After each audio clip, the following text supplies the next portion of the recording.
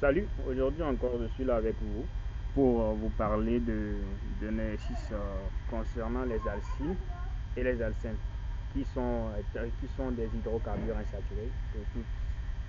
Tout, tout hydrocarbure insaturé qui contient une liaison, une triple liaison et qui peut donner des réactions d'addition.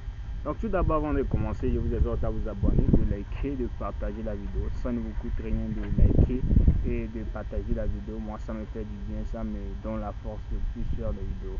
On y va avec les récits qui se présentent à l'écran.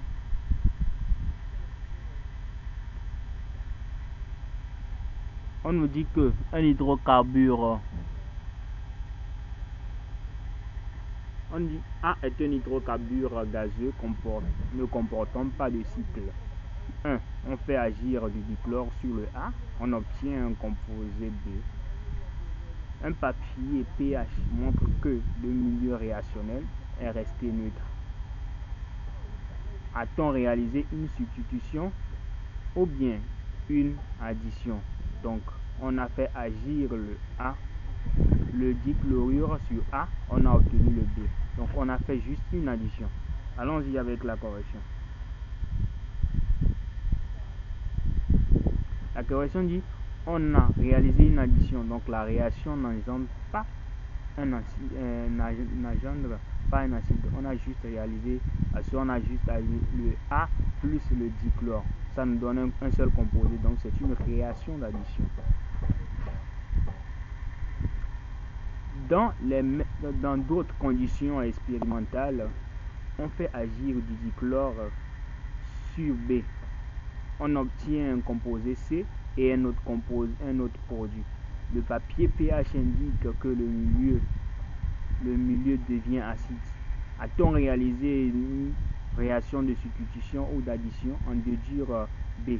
Ici, on a trouvé deux composés, donc il faut savoir que c'est une réaction de substitution. Donc, on a réalisé une réaction de substitution. Le milieu est devenu acide. B ne comporte pas de cycle et B subit une réaction de substitution. Donc c'est un composé saturé. Donc c'est un composé saturé. Ici ils ont dit quoi? Ils ont dit papier pH, le milieu devient acide, c'est une réaction de substitution, on trouve un produit B, donc le chlorure, on trouve un composé B saturé. 3. Montrer que C est saturé et qu'une molécule de C contient au minimum 3 atomes de chlore. Donc, on y va avec la correction. Montrons que C est saturé et qu'une molécule de C contient au minimum 3 atomes de chlore. Le composé C est issu de la substitution de B qui est un composé saturé. Donc, on a fait échanger une molécule d'hydrogène par un composé monovalent, donc le chlore. La réaction d'addition a fourni au moins 2 atomes de chlore au composé B. Donc on conclut donc que le composé C contient au moins 3 atomes de chlore. Donc c'est juste la littérature ici et savoir faire des réactions. Donc on a dit le B réagit avec le B réagit avec le dichlore pour obtenir un composé C et un autre composé. Le papier pH devient acide. Donc ce qui veut dire que il y a un composé truc là. Sachant que le C est saturé. Donc le C est saturé. Donc on a trouvé un pH acide. Donc il faut savoir que c'est l'acide chlorhydrique. Le NaCl est parti de l'autre côté. Donc on a au minimum 3 atomes de chlore dans le truc. Maintenant on dit B4. Le composé C a une densité gazeuse D égale à 5,09. En déduire la formule brute de C et celle de A. Donc on y va avec les calculs maintenant. Formule générale de C. Donc ça va CX H2X moins 1 Cl3, comme on a dit.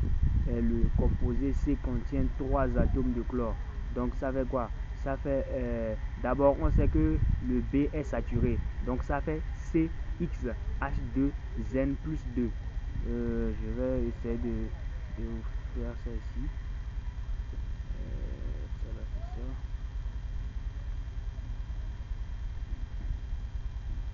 B. Donc ça va être C.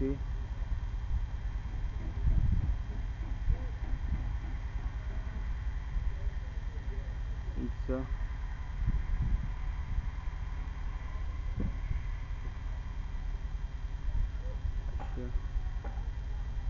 2X.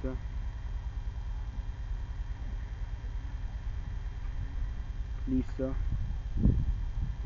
2. Or, on dit que le C c'est le B plus le dichlore qui donne le C plus un composé qui est acide. Or, le Cl c'est 3. Donc, on ajoute, je vais effacer ça. Bon, ici je mets le C, vous allez savoir que c'est le C.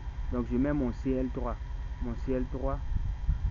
Donc, si le chlore vient s'ajouter au composé, donc ce qui veut dire que ça fait CXH2X plus 2 moins 3.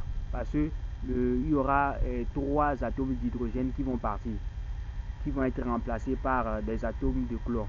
Donc ça fait moins 3. Donc ce qui veut dire que ici on a quoi? CXH2X moins 1 Cl. Ça fait plus 2 moins 3. Donc c'est ça qui donne ça. Donc la masse de chlore égale à, la masse de C égale à 14 plus 130. Il faut savoir que la masse molaire du chlore c'est 35,5. Il faut le savoir. Donc or la masse molaire égale à quoi? Égale à 29 fois la densité. Depuis qu'on a vu ça en haut. Donc il faut savoir que faut toujours maîtriser cette formule là. Donc on a déduit que notre X est égal à ça. Notre X est égal à ça. Notre formule brute de C égale à C3H5Cl3. Et on peut en déduire le A. On sait que le A c'est insaturé. C'est insaturé. Donc ça fait C3H5. Donc c'est tout ce que on nous demandait. 5. On réalise la réaction d'hydratation de A et on obtient deux corps E et D. Quel est le catalyseur de cette réaction? Écris l'équation bilan de cette réaction et les formules semi-développées de E et D, sachant que le composé D est majoritairement formé. Donc on y va avec la correction.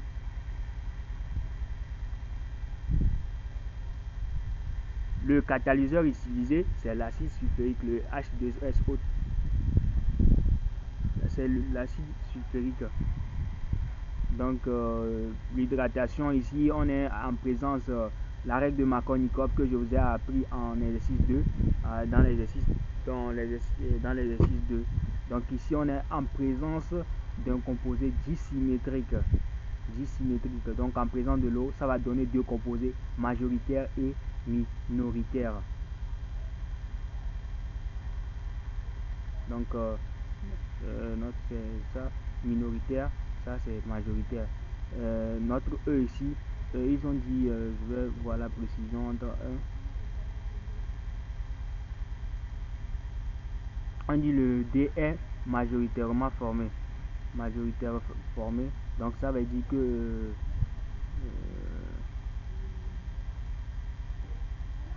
donc c'est notre D ça. C'est ça. Notre D. C'est notre E ça. Majoritairement formé. Donc c'est ça ici. Donc c'est le D ça. Majoritairement formé. Ça c'est minoritairement formé.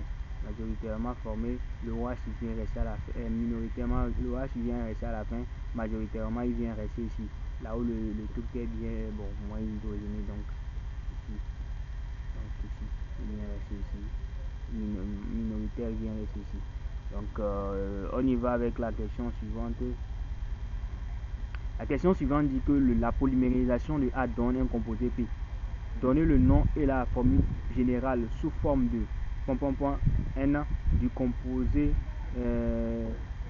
du composé, le motif, l'indice de polymérisation, si la masse molaire moyenne du produit P égale à 36,96 kg par mol.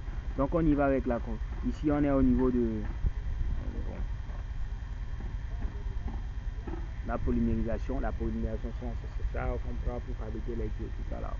Donc ici on va obtenir le polypropylène. Donc on est au niveau de la polymérisation. Donc ce qui veut dire que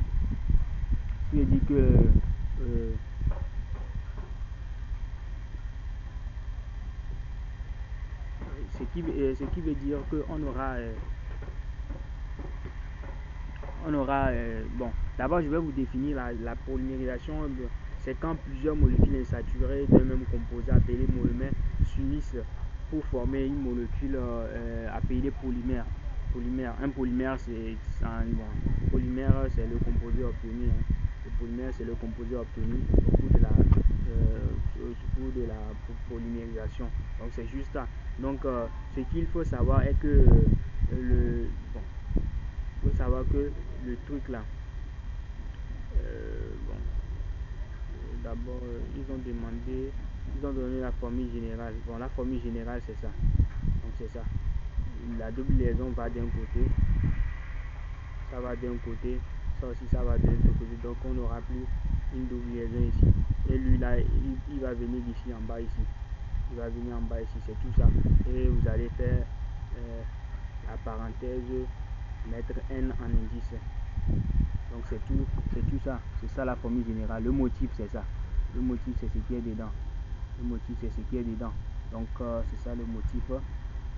L'indice de polymérisation. Pour calculer l'indice de polymérisation, on fait la masse molaire du polymère sur la masse molaire du monomère. Le polymère c'est ça, c'est le monomère plutôt, c'est le propylène. Le propylène, oui, c'est le propylène.